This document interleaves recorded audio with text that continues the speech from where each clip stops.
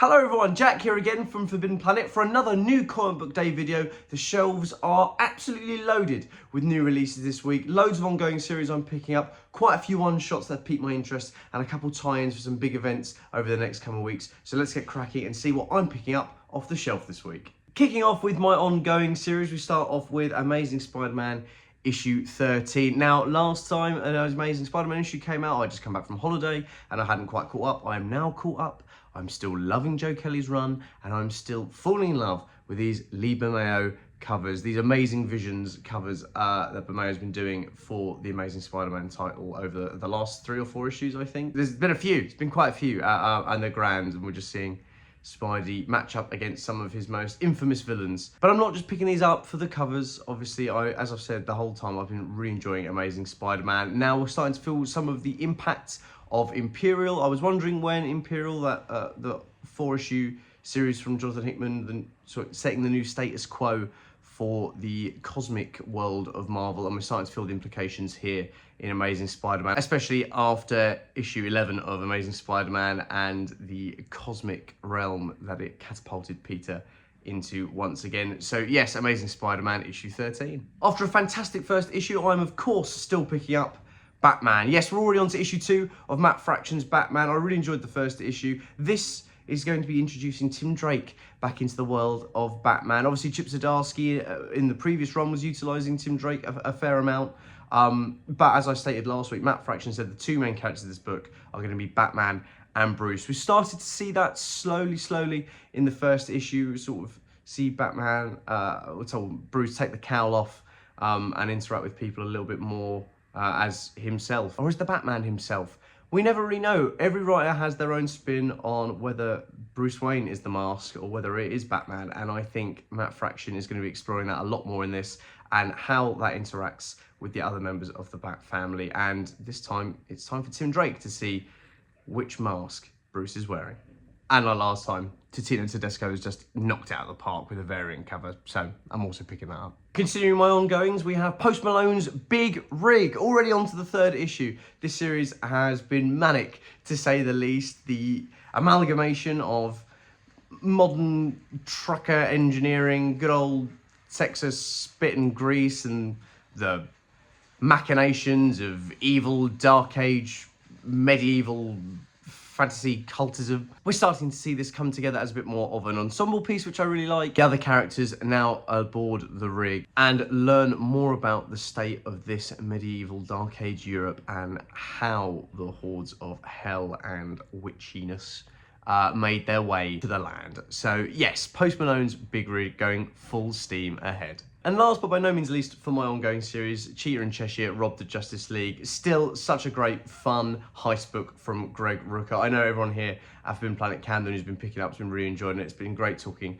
to all of the standing order customers, also picking up the series about how enjoyable it is, how fresh it feels. DC are very good at juggling their serious books alongside with their more fun ones. I think obviously of Gotham City Sirens and the really enjoyable sort of one-shots like the Summer of Superman Californication. There's a great balance of comedy books and very serious books, and this is kind of in the middle. Much like Rogues by Joshua Williamson, the Black Label book, there's enough tongue-in-cheek in there. This is very much more in the vein of an Ocean's film with a family unit behind it that's kind of slapstick in a few senses, and I'm just really enjoying the series. Yeah, it's great fun. Moving on to the number 1s this week, DC are having kind of a huge week, and as we see a new one-shot that starts to combine the breakout line of DC books, Absolutes, as we now have Absolute Evil. Absolute Evil gives us a bit more insight into the history of the Absolute Universe and the cabal of evildoers that inhabit Absolute Superman, Absolute Batman, Absolute Wonder Woman, Absolute Green Lantern,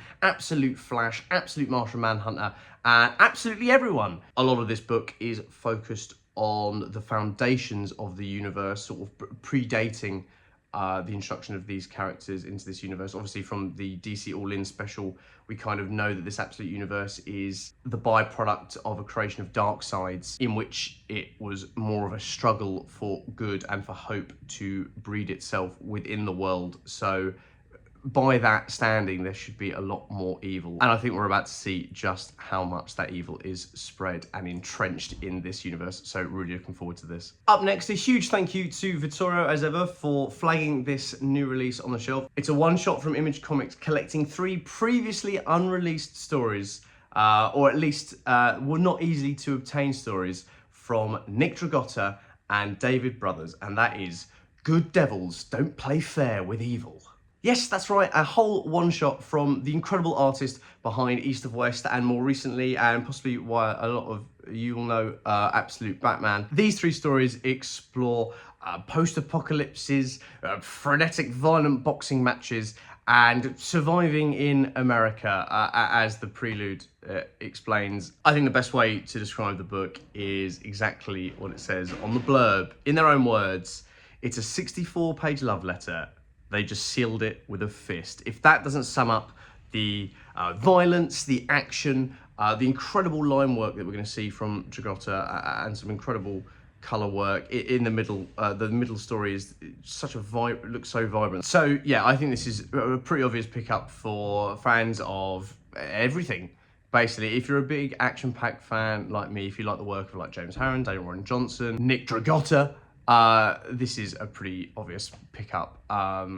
So yeah, really cool. We return to the dark, crime-ridden alleys of New York with one of our favourite Spider heroes. That's right, Spider-Man Noir is back. Helmed by Eric Larson, we return to the Raymond Chandler Spider-Man, made famous especially from the Spider-Verse movies, but a character well established within his own right. My first interaction was in the Shattered Dimensions PS3 game, which had all of the best levels. It was all black and white. You fought this horrific version of the Vulture. Spider-Man Noir has some incredible stories, and I'm sure this new series will be no different as we begin a new ongoing run for the character. A little reset to celebrate the 5th anniversary of a series that I enjoy loads and loads. From James Tynion and Martin Simmons comes Department of Truth, issue 0, and for the very first time with a special guest writer, Scott Snyder. I haven't really had the chance to talk about Department of Truth as a series in any of these new Comic Book Day videos, as it's a series that I regularly pick up in trade.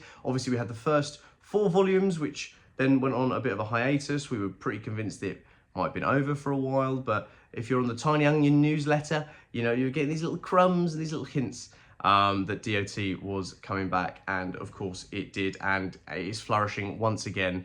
For those of you who don't know, Department of Truth is a series that embroils itself in conspiracy and the truth, predominantly how the effects of snowballing information and rhetoric can really drive the foundation of life. Under the guise here in Department of Truth, very similar to American Gods, in the premise of that being if enough people still believe in a god, that god has power, and you know, introduces characters like Odin and loads more sort of characters like that. And then here in Department of Truth, it's if enough people believe in a conspiracy, will it make it a reality? Such an engaging concept. I loved the first 5 volumes, and I can't believe it's already been 5 years. So yeah, Department of Truth issue 0, an extra special issue to commemorate half a decade of exploring the truth and asking those questions of the status quo and the zeitgeist with which we live, and doing it in this horror, psychological, traumatic series, which I just adore. So yeah, Department of Truth issue 0, definitely one to pick up. Last but not least, for the things that I'm picking up off the shelf this week before I get into a couple of honourable mentions, is DC's Satanic Panic. I mentioned earlier that DC are very good at throwing in the occasional comedy, fun one-shot. And happy October, everyone. Halloween's are coming. And to celebrate, DC have released this little anthology of horror stories featuring a host of different creators, writers and artists, telling some fun, spooky little one-shots on the build-up to All Hallows Eve. 8 short stories in here, including Ambush Bug. Ambush Bug's back, which is super cool. If you don't know who Ambush Bug is, go and Google Ambush Bug immediately. One of the strangest characters I've ever come across in comic books, sifting through old back issue bins and finding this crazy mantis-looking man from DC. Hilarious series. The bits of it I've read have just been mental. So really interesting that we're getting an Ambush Bug story in here. And as well, I'm obviously going to mention it. Daniel Warren Johnson, not only doing a variant cover for the book, but has an entire Plastic Man story in there as well. And if the cover's anything to go by, it's going to be pretty freaky. So yeah, really looking forward to this. I'm intrigued to see how they blend together, how they stand apart from each other. And I love me a spooky story. As I said, a couple of honourable mentions, maybe for series that I'm not picking up, but I think are quite important to flag for those of you that are, or for stuff that I pick up in trade or will eventually pick up in trade. Just to let you know that it is out today on the shelves, so you should definitely head down to your local Forbidden Planet and pick it up. With Justice League, the Omega Act special, this is a one-shot prelude to DCKO, which starts next week. Already, DCKO kicks off next week. As I said previously, this Mortal Kombat-esque battle on Earth to create enough Omega energy to defeat Darkseid as he invades the planet. This again will be tying in things from DC All In, DC Dark Tomorrow. That's a one-shot special that came out in the midst of the Absolute runs as well. It's all part of this major event that we're building up to with DC, even bigger than DCKO, I imagine.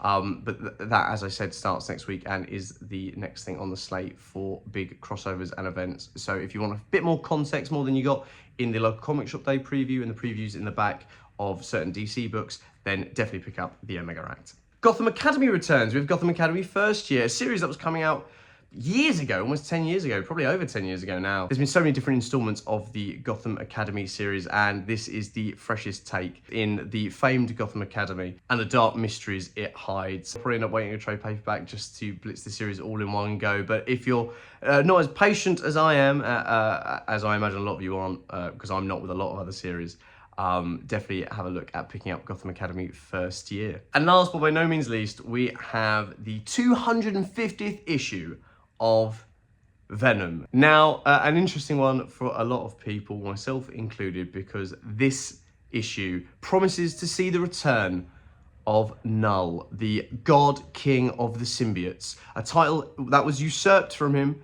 by Eddie Brock many years ago in the Donny Cates Venom run. He's back now, and this current iteration of Venom, which I still won't spoil because some of you won't be up to date on it, and that's completely fine. But it is time for the new host of the symbiote to come face to face with their creator. And Terry Dodson and Todd Nork are doing the interiors. Nobody told me Terry Dodson and Todd Nork are doing the interiors. I might pick it up just for that. We know how much I love Terry Dodson and Todd Nork. But yes, as I catch up on Venom, Al Ewing's Venom run, I think this is going to be a very important issue and a turning point, not just in this Venom, but in all the symbiote titles, Eddie Brock Carnage, of course, as well. And so many other iterations of symbiotes are now alive and flourishing in the Marvel Universe. So if you're reading any of those titles, especially if you're reading Venom, or if you haven't been reading Venom and you're looking for a point to jump back onto, this is that book. So yes, that's everything that I'm picking up off the shelf this week. As I say, a couple of honourable mentions in there, so there's something for everyone on the shelf. Head down to your local Forbidden Planet. If you haven't got a local, obviously head to forbiddenplanet.com so you can order any of these books and so much more. You can see what's released every single week. You can even see what's coming out on our pre-orders tabs as well. So if there's anything on the horizon you want to guarantee yourself a copy of, definitely put yourself down for a pre-order or set up a select service at your local FP to guarantee yourself all of those amazing issues. As always, thank you so much for watching, and I'll see you next week for a host of new comics. If you're enjoying watching Forbidden Planet TV and you're enjoying watching us talk to the world's most interesting and accomplished filmmakers, authors, artists, musicians, creators, subscribe right here. See you soon.